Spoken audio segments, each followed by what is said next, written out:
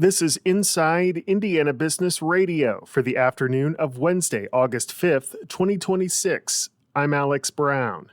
A recent expansion of the Indiana Chamber's ChamberCare health plan into northern Indiana is giving some employers a new way to manage rising premiums and unpredictable annual increases. The expanded network now includes Beacon Health in South Bend, St. Joseph Health System in Mishawaka, and Goshen Health. South Bend Regional Chamber CEO Jeff Ray. Generally, the folks that have between 2 employees and 50 employees are the ones that kind of hit the hardest. Those are small pools, and generally they don't have a lot of leverage when they're negotiating health plans. To access the ChamberCare plan, businesses must be members of their participating local chambers. Ray said the South Bend Chamber is evaluating ChamberCare now that the provider network better serves the region. Bloomington-based Sycamore Land Trust has begun construction on the first phase of its new Carl Ziegler Wetlands and Education Center in northwest Monroe County. The project includes the renovation of an existing ranch-style home with indoor and outdoor classrooms and a seasonal hiking trail. When complete, the facility will be the Land Trust's first permanent, fully ADA accessible home for environmental education.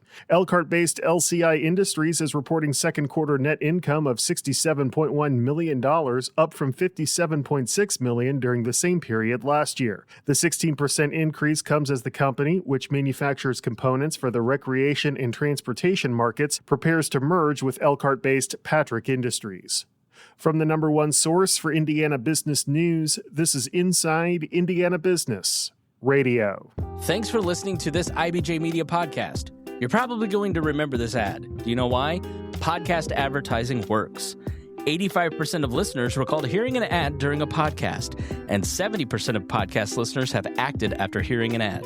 So whether you're looking to be heard across the entire IBJ Media Podcast Network, sponsor one of our shows, or just start with a 30-second ad, IBJ Media can help. Contact advertise at ibj.com to learn more. The Portage City Council on Tuesday unanimously approved an ordinance that places certain restrictions on the future development of data centers in the city. At the core of the ordinance is the creation of a new zoning code for a technology campus district, which will be the only zoning code that can be applied to data centers in the future. An amendment approved before the final vote reduced the noise limit for data centers from 65 decibels to 55 and also lowered the maximum height of any building construction from 75 to 65 feet. After the vote, Mayor Austin Bonta expressed concern that the city's ordinance could eventually be overruled by state law, which is something he says he does not support. I think that moving in the direction that we have as a city of Portage creates an opportunity for someone to be able to come and try to prove to this city council, if they ever want to, that they have an appropriate place or a way to make it work. But it gives the city council the ability to say no and push back on that if that's not good for our community. In the event that the legislature were to move towards taking away local control on this issue, I'll be, as much as anybody wants me on the front lines, arguing for local control because we need it.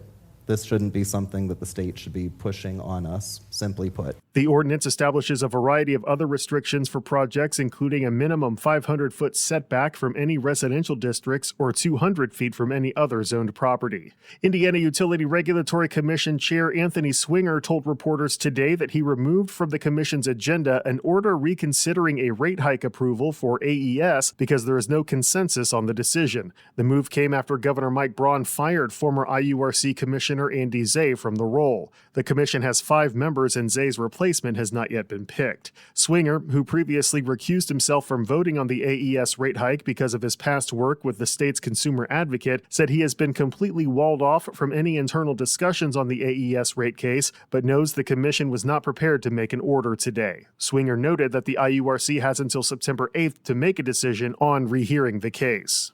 Greenwood-based Indiana American Water is nearing completion of the new American Water training facility in Gary. President Barry Suits said the $1.8 million project is designed as an outdoor mini-city that provides a controlled environment where employees can safely practice real-world field scenarios. The ability to learn in an environment where there's not traffic presenting a hazard or there's not live gas utilities that you might encounter when you're making the excavation provides employees that are learning the job an opportunity to do the actual physical work without the concern of having potential harm. The training facility is slated to open in September.